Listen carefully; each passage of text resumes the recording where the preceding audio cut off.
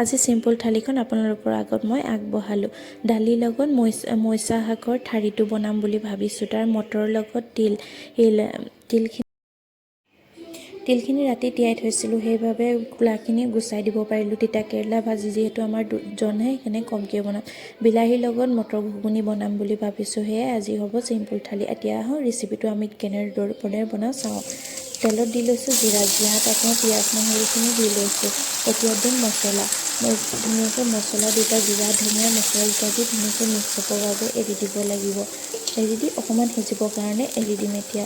তাৰপিছত আমি যোনখিনি তিলৰ গুড়ি কৰি থৈছিলোঁ ন, সেই গুড়িখিনি আমি দি দিব লাগিব।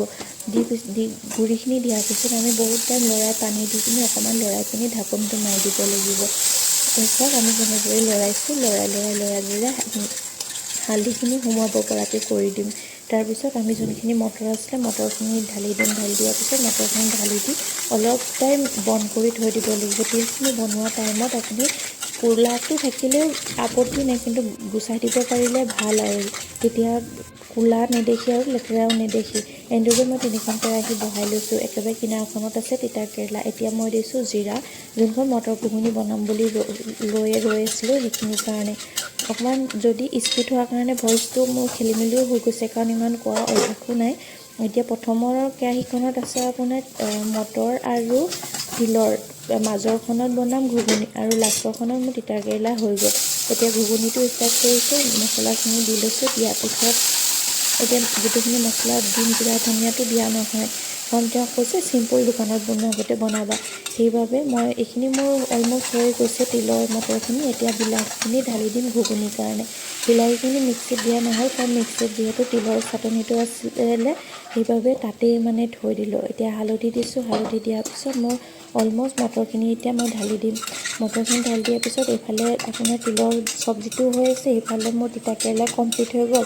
তিতা কেৰেলা ঠাইত মই দালি উঠাই দিম, কাৰণ যিহেতু দেৰি হৈ আছে, 8টা বাজিবই হ'ল, 8:30 ভাত দিবই লাগিব। তেওঁ কলেজ যাব যিহেতু দেৰি হৈ আছে। মই চাওক তিতা কেৰেলাত উঠাই পিনি দালি বহাই দিছোঁ।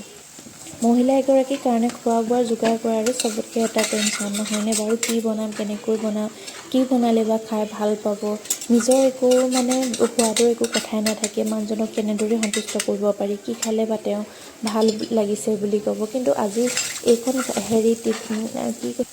তিল আৰু মটৰৰ চাটনি ভাজিকণ খাই তেওঁ বহুত ভাল পালে। সেইফালে মই মটৰ উঠাই দিলোঁ, ঘুগুনি হৈ গ'ল। ইফালে দালিৰ কাৰণে মই পিঁয়াজ দি দিলোঁ। পিঁয়াজত এতিয়া মই যোনখিনি আপোনাৰ ঠাৰি আৰু দালি আছিলে দালিখিনি দি দিলোঁ। ৰাতিপুৱাৰ সময়খিনি এনেদৰে পাৰ হয় নহয়নে বাৰু?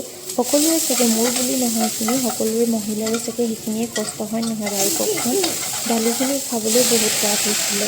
আৰু এনেদৰেই মানে ইফালে ময়ো লাগি আছে, মা কি কৰিছা? মইনা মই ভাত বনাই আছোঁ, তুমি পাপাৰ লগত যোৱা। ৰাতিপুৱা টাইমটো যেনিবা তেওঁ অকণমান বাহিৰত ছোৱালীজনী লৈ যায়, আৰু মই এনেদৰে ইফালে মোৰ দালি হৈ গ'ল। চাওকচোন, এনেকৈ দালি হ'ল, এইফালে মোৰ 3খন চব্জি হৈ গ'ল। আৰু ইয়াৰ আগতে মই আপোনাৰ জাতিলাও দি জোল অকণমানো বনাইছিলোঁ ছোৱালীৰ কাৰণে, মানে তেওঁকো খাব দিয়া হ'ল। এতিয়া মোৰ কমপ্লিট হৈ গ'ল গোটেইখিনি। এতিয়া মই থালিখন কেনেদৰে সজাওঁ আপোনালোকৰ আগত কওঁ আহকচোন। একদম চিম্পুলকৈ আজি থালি বনাইছোঁ দেই। থালিখন দেখিবলৈ বহুত ধুনীয়া লগা হৈছে নহয়নে বাৰু? এয়া মটৰৰ লগত তিলৰ ভাজি, এয়া হৈছে জাতিলাও ভাজি, এয়া ঘুগুনি বনাইছিলোঁ অলপ, এয়া দালি, এয়া হৈছে তিতা কেৰেলা ভাজিকণ, এয়া জলকীয়া নেমু আৰু ডিম এটা। এয়াই হৈছে আজি চিম্পুল আমাৰ থালি।